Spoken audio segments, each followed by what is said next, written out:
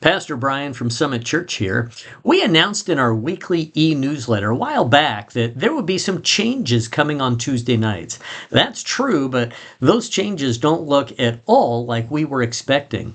What's happening on Tuesday nights, including why men's BSF doesn't meet here anymore, is the topic for this week's edition of Wednesday's Words with Pastor Brian.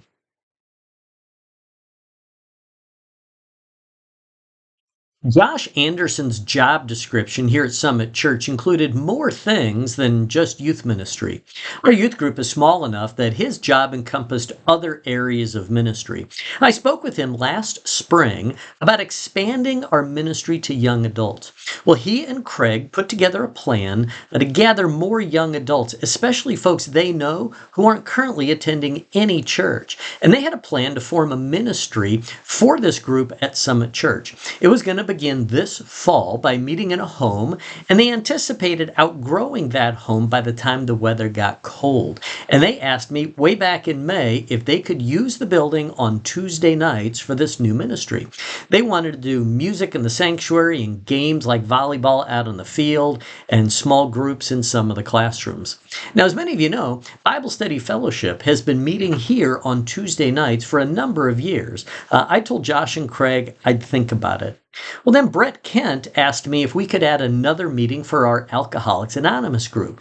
He said that many of the folks who attend AA go multiple times a week, that they need this regular support. He said one night's a great start, but it'd be really good if we could add another, and he proposed Tuesday night. For years, there wasn't any ministry from Summit Church who wanted to use the building on Tuesday nights. We were glad to let BSF had it. And then last spring, I've got two of them asking for that night. Now, it's always been the position of BSF that the ministry of the local church takes precedence. So I decided to bring this to the elder board for discussion.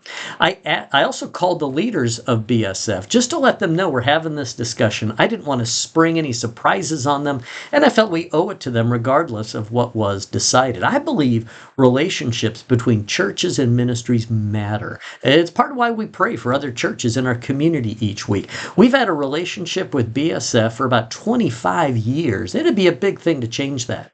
Well, after a lot of discussion and prayer, the elders decided in June to ask BSF to find another location so we could expand our ministry to young adults and AA. We value BSF, but we saw this move as a way to reach new people for Jesus. Well, as you all know, Josh then resigned a couple days into August, and that meant that our plans for young adults had to be pared way back because there wouldn't be a staff person dedicated to that. And the sad thing for me is that at this point, BSF had already found a new location. Now, one of the leaders of BSF stopped by the church in mid-August, and we spoke for a while. I told him I felt bad asking them to leave when it turns out the facility actually will be available. He wasn't upset at all. We have a really good relationship with BSF, and they understand that even if we don't get the young adult thing going now as we planned, the writing's kind of on the wall for where we want to go. They're now meeting at Friendship Celebration Lutheran, and he said it's going to work out really well for them.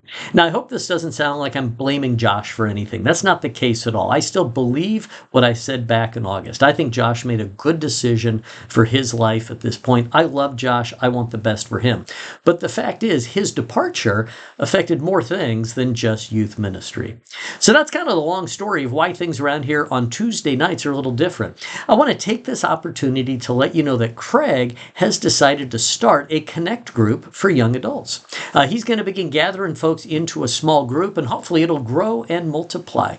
It's going to meet at his house on Tuesday nights. So if you meet new young adults at Summit Church, be sure to let them know we have this group. We've got a group for them, and try to connect them on Sunday with Craig or one of the other young adults at Summit. My hope is that Summit Church can have an effective ministry in this area and that it will grow. That's what we planned for this fall, and that's why we made the changes we did.